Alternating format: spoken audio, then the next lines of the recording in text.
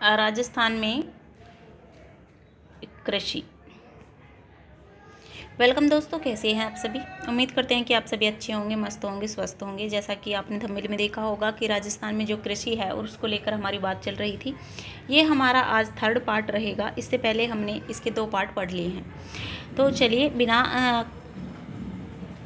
Time को गंवाते हुए हम क्लास को स्टार्ट करते हैं। अब तक जो हमने पढ़ा उसमें आपका किसी प्रकार का कोई डाउट हो तो आप हमें बता सकते हैं। सबसे पहले हमने बात की जो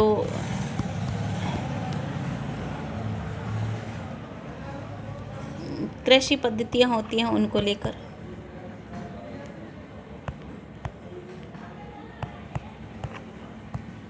कृषि पद्धतियाँ तो जो बेसिक चीज़ें हमने पढ़ ली थी, उसके बाद हमने कृषि जो पद्धतियाँ हैं उनको लेकर बात करी। फिर राजस्थान में 3 सीजन होते हैं फसल को लेकर, उन 3 सीजन को लेकर बात करी कि खरीफ की फसल, रबी की फसल, वहीं हम बात करें जायद की फसल को लेकर। उसके बाद हमने प्रमुख खाद्यान्न फसलें पढ़ी। खाद्यान्न फसलों में हमने पढ़ा बाजरा,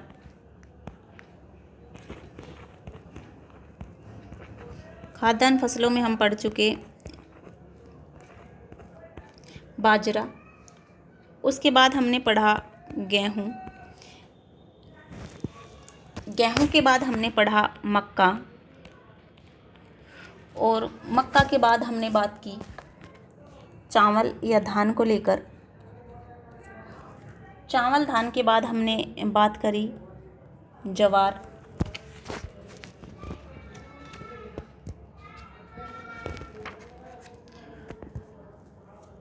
और ज्वार के बाद हमने बात करी जौ को लेकर। और इस प्रकार हमारी ये खाद्यान्न फसल क्या हो गई थी, कंप्लीट हो गई थी।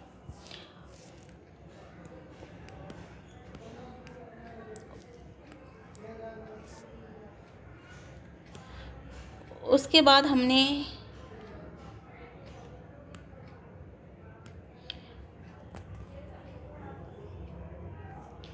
पढ़ी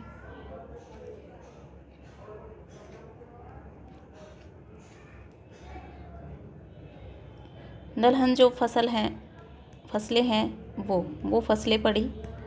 उसमें हमने पढ़ा चना, हमने पढ़ा मूंग, हमने पढ़ा मोट, हमने पढ़ा उड़द, हमने पढ़ा मसूर। उसके बाद हमने बात करी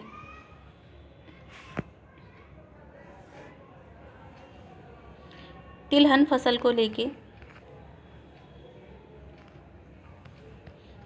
तिलहनी फसलों को लेके, जिसमें हमने पढ़ा सरसों,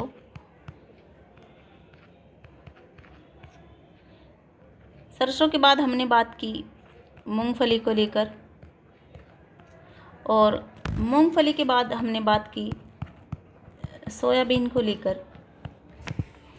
सोयाबीन के बाद हमने पढ़ा अलसी,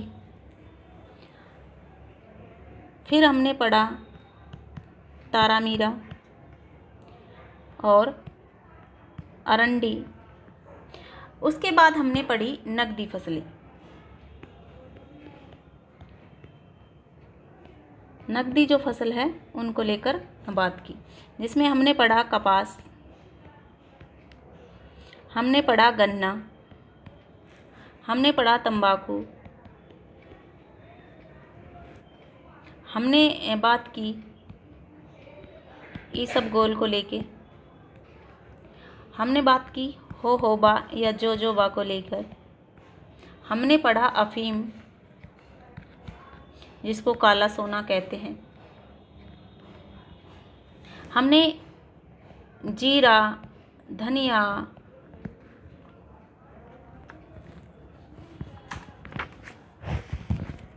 साथ ही में बात करें जैतून, गुलाब, मेहंदी, मेथी,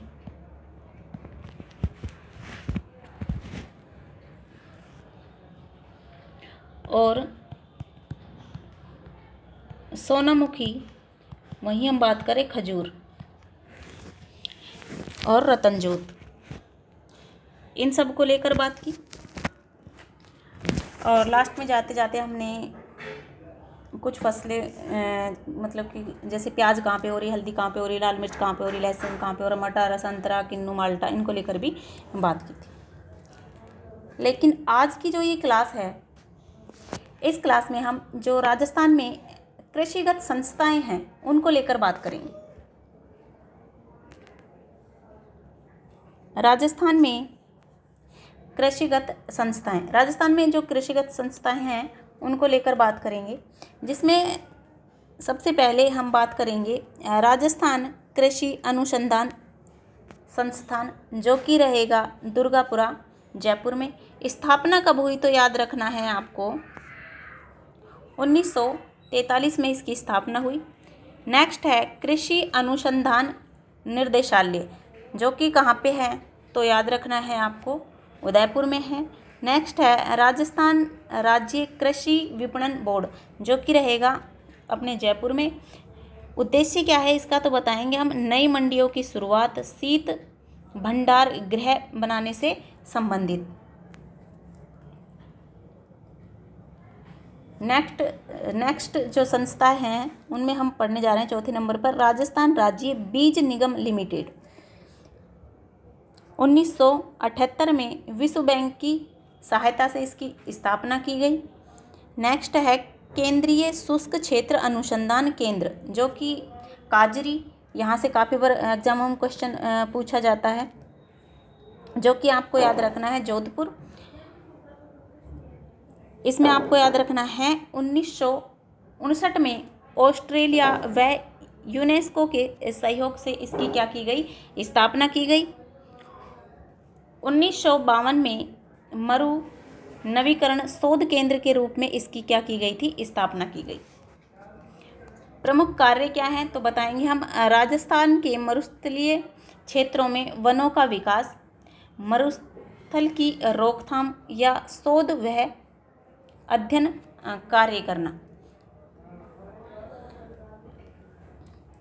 नेक्स्ट बात करेंगे हम राष्ट्रीय कृषि एवं ग्रामीण विकास बैंक यानी कि नाबार्ड को लेकर। इसकी स्थापना काफ़ी बार पूछी जाती है, आपको याद रखनी है कि 12 जुलाई 1983 को क्या की गई, नाबार्ड की स्थापना की गई। देश का कृषि क्षेत्र का सबसे बड़ा बैंक है ये नाबार्ड। वहीं हम बात करेंगे अब राष्ट्रीय बीजीय मसाला अनुसंधान केंद्र, जो कि रहेगा तबीजी, अजमेर में। कुछ अब अन्य संस्थान हैं उनको लेकर बात कर लेते हैं,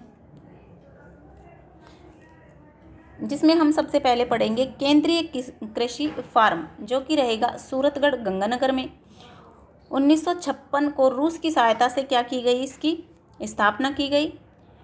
नेक्स्ट है केंद्रीय कृषि फार्म, जो कि जैतसर, अनूपगढ़ में है। नेक्स्ट है बेर अनुसंधान केंद्र, बीकानेर में। काफ़ी बार क्वेश्चन ये पूछा गया है, याद रख लेना, बेर अनुसंधान केंद्र कहाँ पे है तो याद रखना है आपको, बीकानेर में है। आगे हम बात करेंगे राजस्थान के कृषि विश्वविद्यालय, जो कि 5 इस प्रकार से रहेंगे। इसमें आपको याद रखना है स्वामी विवेकानंद राजस्थान कृषि विश्वविद्यालय, जो कि बीकानेर में है। नेक्स्ट है महाराणा प्रताप कृषि व तकनीकी विश्वविद्यालय, जो कि उदयपुर में रहेगा। नेक्स्ट है कृषि विश्वविद्यालय बोरखेड़ा, जो कि कोटा में रहेगा। और चौथे नंबर पे रहेगा कृषि विश्वविद्यालय, वो मंडोर, जोधपुर में है।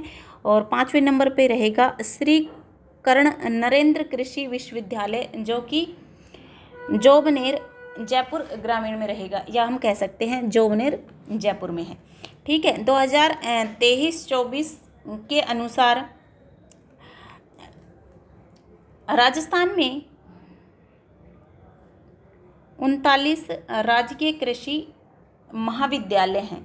भारतीय कृषि अनुसंधान परिषद के अनुसार राजस्थान में 47 कृषि विज्ञान केंद्र है। प्रमुख कुछ क्रांति है,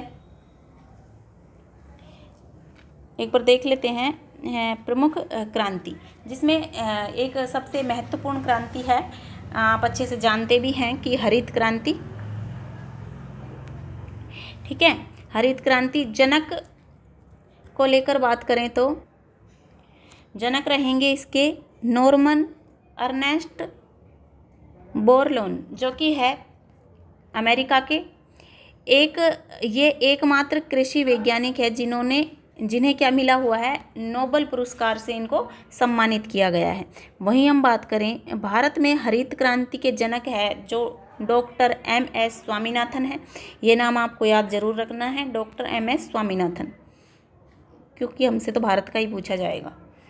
उसके बाद हम बात करें,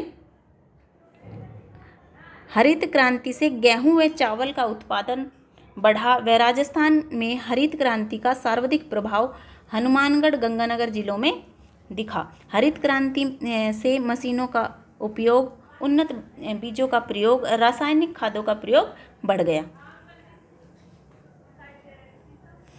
2 फसल याद रख लेनी है जो अपने इसके तहत इन पे क्या दिखा, इसका सर्वाधिक प्रभाव दिखा। अब हम बात करते हैं क्रांतियों में, हमने पढ़ ली है हरित क्रांति, और उसके अलावा कुछ क्रांतियां हैं जो सिंपल नाम दे के पूछते हैं कि श्वेत क्रांति किससे संबंधित है, पीली क्रांति किससे संबंधित है, नीली क्रांति किससे संबंधित है, तो वो नाम याद आपको रख लेने हैं यहाँ पे।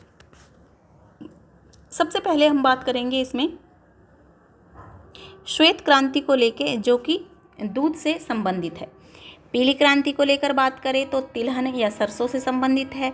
भूरी क्रांति को लेकर बात करें तो खाद प्रसंस्करण से संबंधित है, यानी कि भूरी क्रांति खाद से संबंधित है। वहीं हम बात करें नीली क्रांति को लेकर, जो कि मच्छी से संबंधित है, मछली से संबंधित है, यानी कि नेक्स्ट रहेगी सुनहरी क्रांति। 1 मिनट दोस्तों, है ना, ट्रेन गुजर रही है पास से बिल्कुल, तो थोड़ा डिस्टर्ब्स होता है। देखिएगा, हम पढ़ रहे थे नीली क्रांति जो कि मछली उत्पादन से संबंधित है। उसके बाद हम बात करें सुनहरी क्रांति को लेकर, जो कि बागवानी से संबंधित है। रजत क्रांति को लेकर बात करें तो अंडा उत्पादन से संबंधित है। लाल क्रांति को लेकर बात करें तो मांस और टमाटर उत्पादन से संबंधित है। गोल क्रांति को लेकर बात करें तो आलू से संबंधित है। काली और कृष्ण क्रांति को लेकर बात करें तो खनिज तेल और कोयले से संबंधित है। वहीं हम बात करें गुलाबी क्रांति किसको कहते हैं, तो झींगा मछली को गुलाबी क्रांति के उत्पाद, मतलब कि झींगा जो मछली है उसके उत्पादन को गुलाबी क्रांति के नाम से जानते हैं। बादामी क्रांति किसको कहते हैं, तो मसाला उत्पादन को बादामी क्रांति के नाम से जानते हैं। अमृत क्रांति किसको कहते हैं, तो नदियों को जोड़ने से संबंधित ये क्या एक क्रांति है जिसको अमृत क्रांति के नाम से जाना जाएगा। वहीं हम बात करें इंद्रधनुषी क्रांति जो होती है, जो सभी क्रांतियों पर निगरानी रखती है, उसको कहते हैं।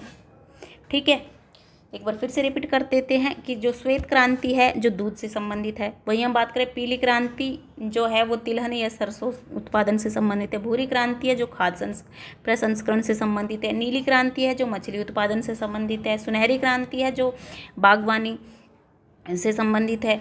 वहीं हम बात करें रजत क्रांति जो कि अंडा उत्पादन से संबंधित है। लाल क्रांति जो कि मांस और टमाटर उत्पादन से संबंधित है। गोल क्रांति जो कि आलू उत्पादन से संबंधित है। वहीं हम बात करें काली या कृष्ण क्रांति जो कि खनिज तेल और कोयला उत्पादन से संबंधित है। वहीं हम बात करें गुलाबी क्रांति को लेकर जो कि झींगा मछली उत्पादन से संबंधित है। बात करें हम बादामी क्रांति को लेकर जो कि मसाला उत्पादन से संबंधित है। वहीं हम बात करें अमृत क्रांति को लेकर जो कि नदियों को जोड़ने से संबंधित है। वहीं हम बात करें इंद्रधनुषी क्रांति को लेकर, जो सभी क्रांतियां हैं इन पर निगरानी रखने वाली जो क्रांति है वो क्रांति है ये। ठीक है, उम्मीद करते हैं कि आपको यहाँ तक समझ आया होगा। आपको किसी प्रकार की कोई दिक्कत, कोई डाउट, कोई समस्या नहीं रही होगी। अगर आपका कोई समस्या है तो आप हमें बता सकते हो, हम उसका समाधान करने की पूरी कोशिश करेंगे। नेक्स्ट इसके बाद हम पढ़ेंगे, आपकी कोई इससे संबंधित कोई डाउट है किसी प्रकार का तो आप मुझे बताएं, आपके पास 1 मिनट है। उसके बाद हम जो कृषि है उसकी योजनाओं को लेकर बात करेंगे।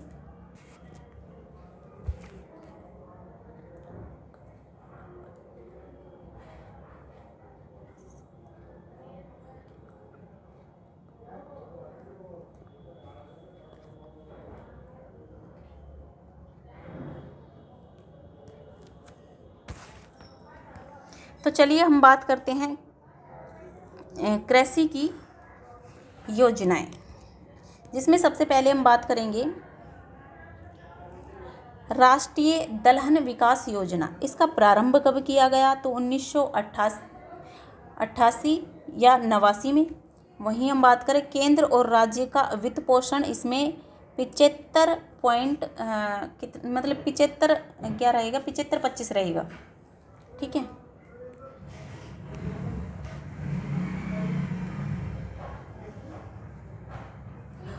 उसके बाद नेक्स्ट आपको याद रखनी है राष्ट्रीय बागवानी मिशन। प्रारंभ इसका 2005-06 में हुआ और 2015-16 में केंद्र और राज्य का वित्त पोषण इसमें 60 और 40 था। आगे बात करते हैं हम राष्ट्रीय बागवानी मिशन के लिए चयनित जिले कितने हैं? तो बताएंगे हम 24 जिले हैं। आगे बात करेंगे हम राष्ट्रीय कृषि विकास योजना को लेकर प्रारंभ कब किया गया? तो बताएंगे हम 2007 और 8 में किया गया। 2015 और 16 से केंद्र और राज्य का वित्त पोषण कितना रहा? तो बताएंगे हम 60-40 रहा क्रम से, ठीक है, यानी कि केंद्र का 60 रहा और राज्य का 40 रहा प्रतिशत। वहीं हम बात करें राष्ट्रीय खाद्य सुरक्षा मिशन, 2007-8 में केंद्र सरकार ने गेहूं व दलहन के उत्पादन में वृद्धि के लिए इसको प्रारंभ किया। 2015-16 में केंद्र और राज्य का वित्त पोषण इसमें भी 60-40 रहा।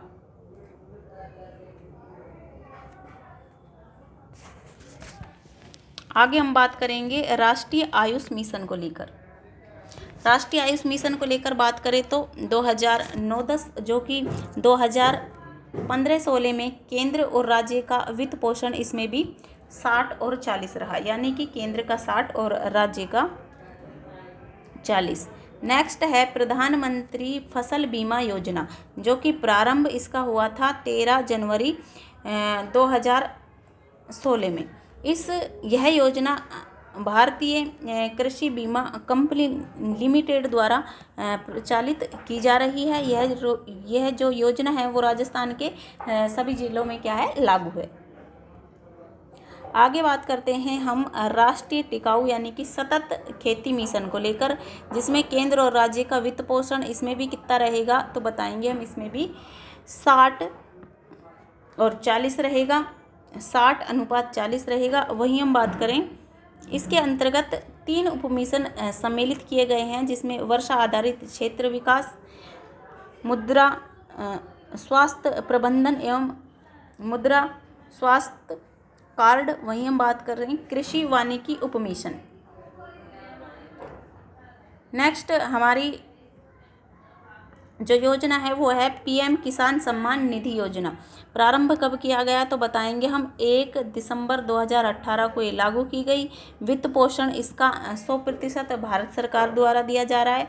वहीं हम बात करें राजीव गांधी कृषक साथी सहायता योजना, इसका जो प्रारंभ है वो 9 दिसंबर 2009 से हुआ। इसका प्रारंभ यहाँ पे किसानों मजदूरों द्वारा कृषि कार्य करते समय दुर्घटना पर 5 से 50,000 रुपये व मृत्यु होने पर 2 लाख रुपए की आर्थिक सहायता यहाँ पे प्रदान की जाती है। भगवान ना चाहे किसी को इस प्रकार की योजनाओं की ज़रूरत हो।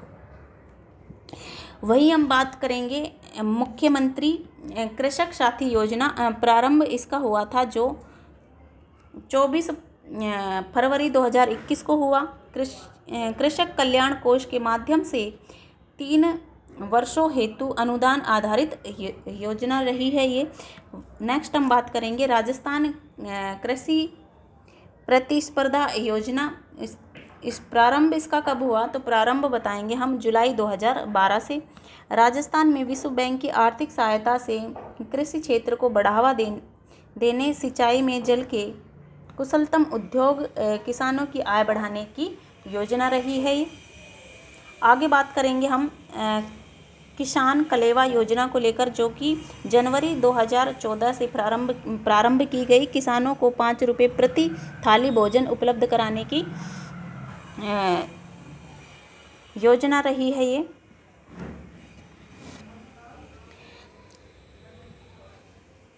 आगे बात करें हम मुख्यमंत्री बीज स्वावलंबन योजना, जो कि 2017-18 में कोटा, भीलवाड़ा, उदयपुर में प्रारंभ की गई। 2018-19 में राजस्थान के सभी 10 कृषि जलवायु खंडों में लागू की गई है।